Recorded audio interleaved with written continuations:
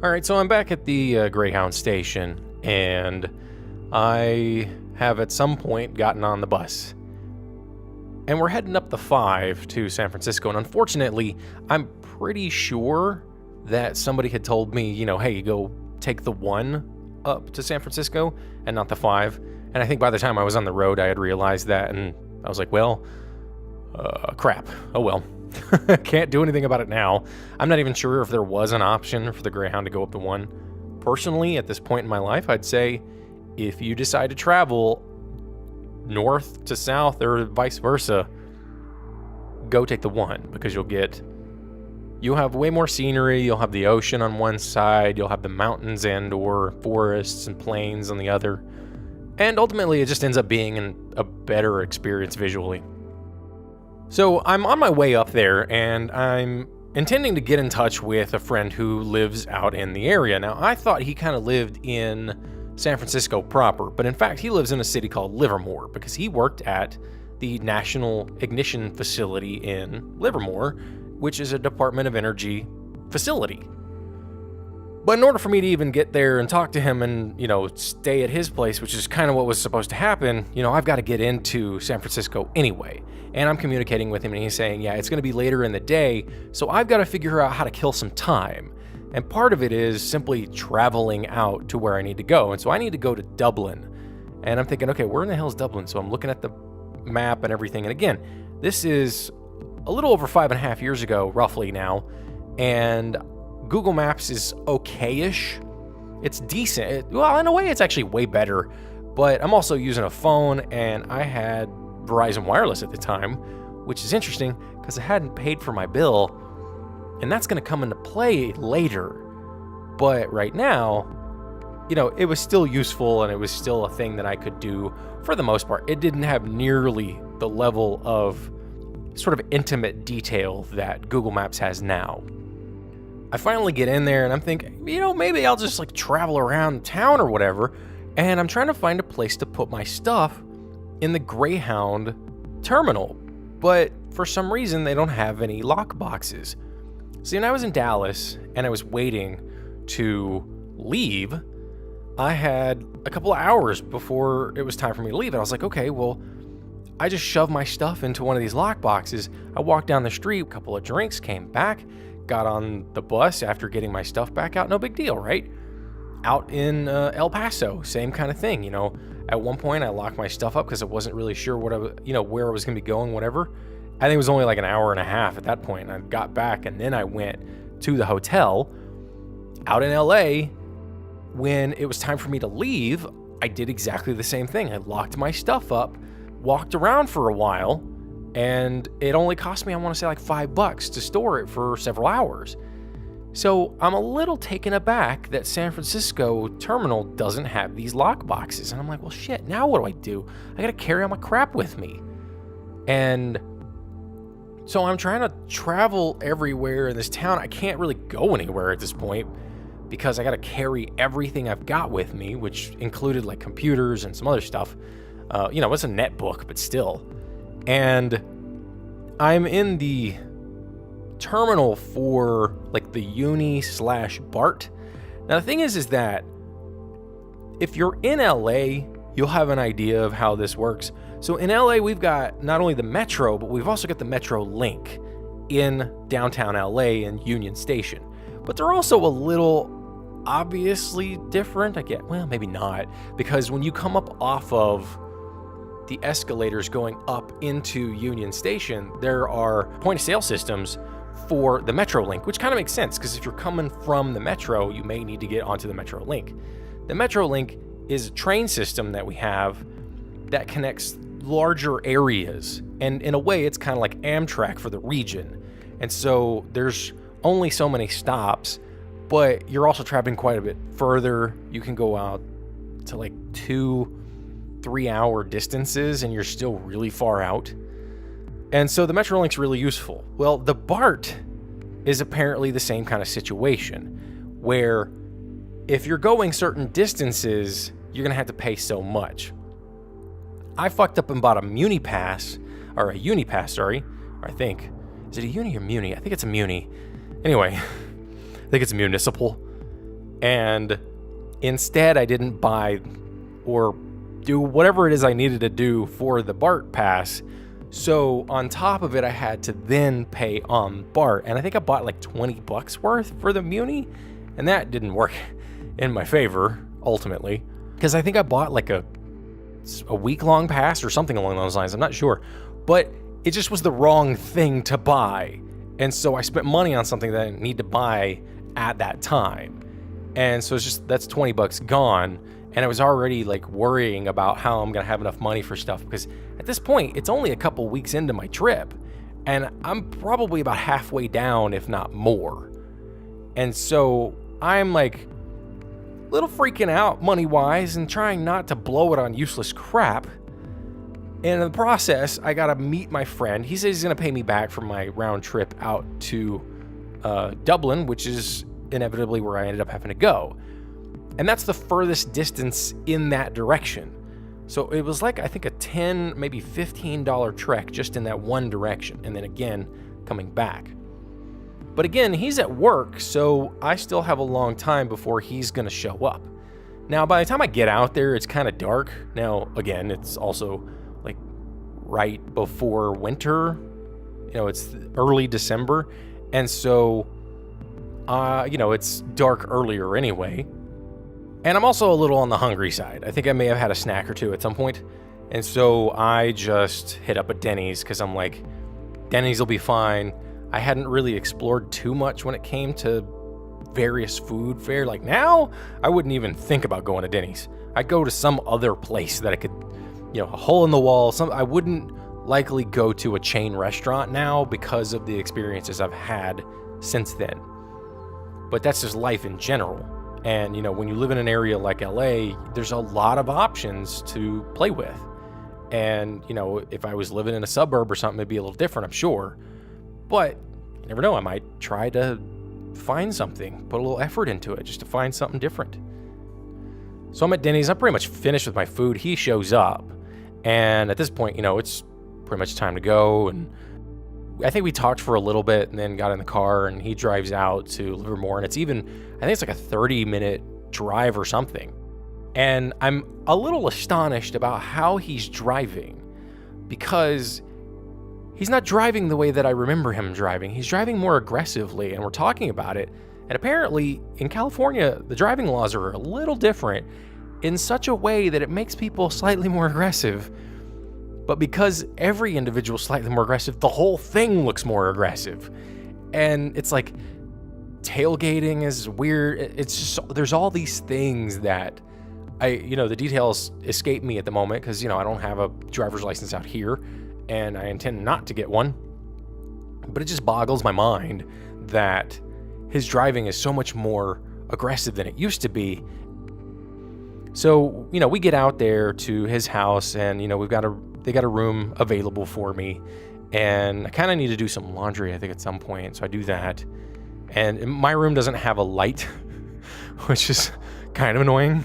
So if you're going to house anybody, friends or otherwise, in your place, try to at least get like a desk with a lamp on it just to make it a little easier.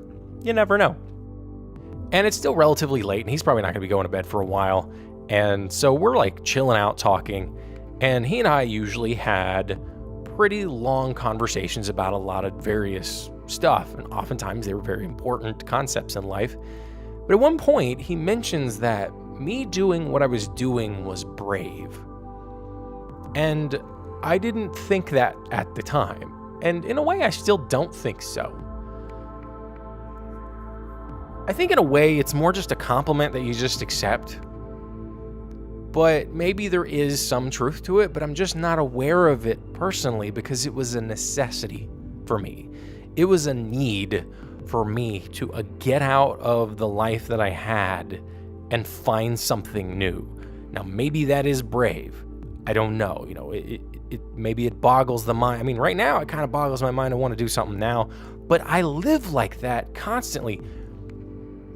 I am regularly trying to find ways to do that. Everything in my life is a means to that end. That is my ultimate if you will, destination, which is to pretty much be perpetually on a journey. I know often people say, oh man, I wish I could travel. You can, but at the same time, I get it. Because there's always something, it doesn't matter where I am, I always feel like if I'm there for too long, I'm trapped. And if I feel like I have that sense of freedom, that sense of being able to pick up whenever I feel like it, then life for me feels better. It feels right. And when I was doing these Greyhound travels, I felt like that. That's why when I decided to stop in El Paso, I was like, no, fuck it, man. I can't be on that bus. But then when I left El Paso, I was like, man, I gotta get the hell out of El Paso, because I could only be in such a place for so long. Now, right now, currently in my life, it's a little different. I'm working towards some other stuff, but I'm working towards things that should hopefully be able to put me into that position. It's gonna be a while, though. It's gonna be a while before I can have a traveling podcast. Because one, I just don't have the equipment to do it right. And I was thinking about this when I was in the shower earlier, and I thought, when I was in Alaska, in a way, I was in a better position for recording than any other time.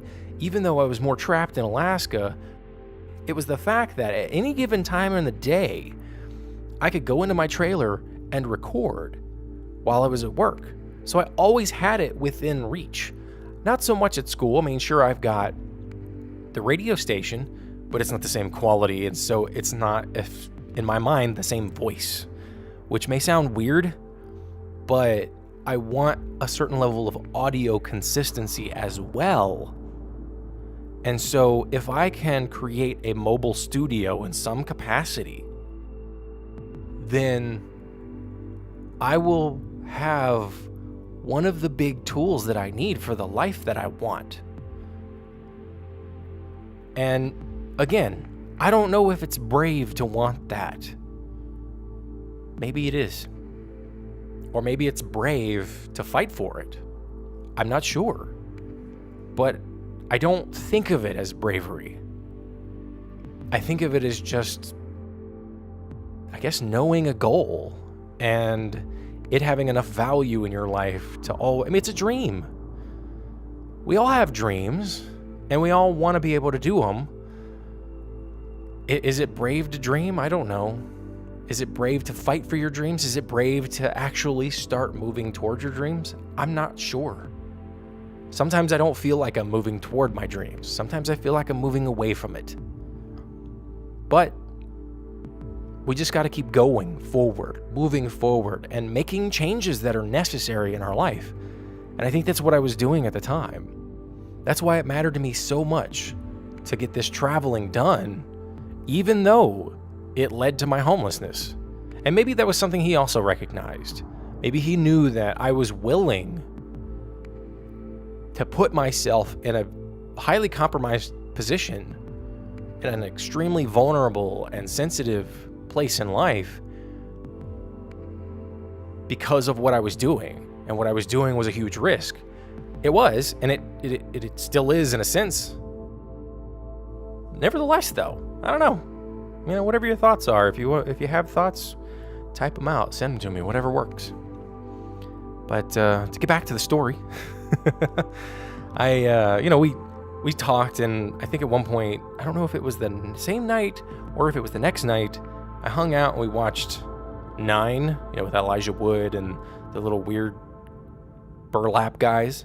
It's the first time I ever saw it. Great film, of course. And but I'm sure, like, the first night into the next morning, I woke up relatively early and nobody else was awake. And I'm like, well, what do I do? I didn't really have anything to do myself. I could kind of sort of get on the internet. But because I was able to connect with my phone and use my phone's internet into my computer, which is pretty much a thing you can't do now, especially because I had unlimited internet. Verizon Wireless didn't have that anymore that I'm aware of, or they have that mobile hotspot bullshit, which is total crap. It's a waste of money. Don't buy it, please. And so finally, when somebody woke up. It was either him or his roommate, and his roommate was a friend of mine from Texas too. I decide, for whatever reason, I don't know, I wanted Starbucks, which is strange because I never really was somebody who wanted Starbucks. And then, there were times that consisted that I just wanted more Starbucks. I don't know.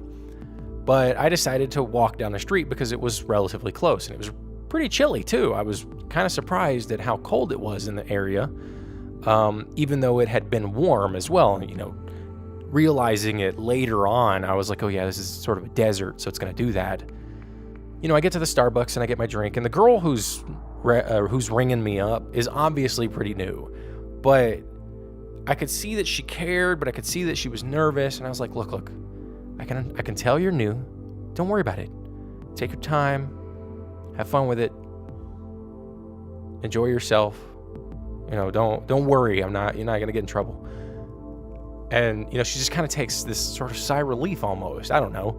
It's been fucking 5 years. I may be making all this shit up, but what I do remember doing is when she was done, I called over her manager and I said, hey, keep an eye out on her. She did a great job. She's fantastic at customer service. Make sure she sticks around. And, I left with my coffee and I was walking around. And, I felt good doing that because I think, at least from my own personal experiences, I know what it felt like to get that kudos. When a customer's like, hey, I want to talk to your manager because you did a good job. That's a good way to feel. That's a good feeling. And so I wanted to sort of pass the buck, if you will. Chill out a little bit more at his house, and then at one point, I guess it's time for me to go. I think I was only there for a weekend. We dicked around, talked more, watched movies, etc. And then, I went back to San Francisco, but I really wasn't in the mood to leave because I'd never really explored the place, and inevitably never did, sadly. I got there. It was relatively late by the time I got there, and I was trying to find a place to stay. And one place was all booked up, and so I find this other hostel. I think it was like $10 a night. And I get there, and it's like 1 a.m. And, I was already kind of tired. And, again, I wasn't able to hold my stuff anywhere. So I get there, drop my stuff off, try to sleep. More or less sleep, I guess. Get up in the morning, and then, just kind of peruse the city, the downtown area for a little bit. And, I find this little diner that's down the street. Decent food, decent prices, got like a BLT or something. Kind of had that 50s vibe to it. But, obviously everything is expensive, especially in San Francisco. Walked around a bit more, and, again, this is like before Christmas time. Things are starting to ramp up for Christmas. There's the town square, there's this big tree. There's people like I think it's a skating rink or something. And I just kind of sat there because it was cold. And I didn't really have a coat that could, either that or I didn't want to wear it. No, I had my coat because I remember wearing that when I was in the Grand Canyon. But I didn't want to have to wear it because I knew it would be a little warmer in the day. And so I just kind of sat there and let the sun bake me a little bit. Walked around a bit more, and just kind of perused the place aimlessly. But the thing is that I never went to like the Fisherman's Wharf. I never went to the Golden Gate Bridge. I didn't experience any of the typical San Francisco shit. And I think it's just because, again, I'm just not a touristy person. I don't think about stuff like that. I think about more, what would I do if I was living here? Where would I go? What would I do? Who would I see? Whatever. But at the same time, again, I was still a little concerned financially what to do. So I end up running into the Occupy Wall Street people. And I started having conversations with them, just trying to understand and deconstruct stuff and their thoughts and the like, because I had never seen any of them. I'd only heard about them. And I was pretty much under the same impression that they were right. But the people that I was talking to, this dude was totally fucking stoned. And it was hard to get a word in edgewise with him. But at the same time, I just noticed so much hypocrisy within what it is they were trying to say, and I couldn't have a conversation. It wasn't a discussion anymore. It was just pretty much a yelling match, because he was like yelling at people across the street in their outfits or whatever. And it's like, okay, this person, just because they're dressed nice doesn't necessarily mean they're against what you are for. You know, that's kind of bullshit. And when I was in Occupy in downtown LA, I had that exact same experience with other people. And I'm like, what the fuck is wrong with you? This isn't how this works. Just because somebody's dressed nice doesn't mean that they're the 1%, that they're there trying to oppress you. And I couldn't get through to him. I tried being logical, as it didn't work. It was a little disappointing. I even noticed, like, later, there was a hotel or something that they were walking in front of that was kind of fancy. And they were protesting in front of that, and I was talking to the security guards, and I was like, what's the deal here? He's like, it's just stupid shit. I don't understand either. But I mean, it's like, it never made sense to do what they were doing, even though I understood why they were doing it. But whatever. This isn't about Occupy, it's about San Francisco. I traveled around the train a little bit using the Muni Pass that I had. And then at one point, you know, I went back to the hostel, got my stuff, hit up a bar, got some fish and chips. They were pretty good. A little expensive, but whatever. And then I made my way out of San Francisco on my way to New York City.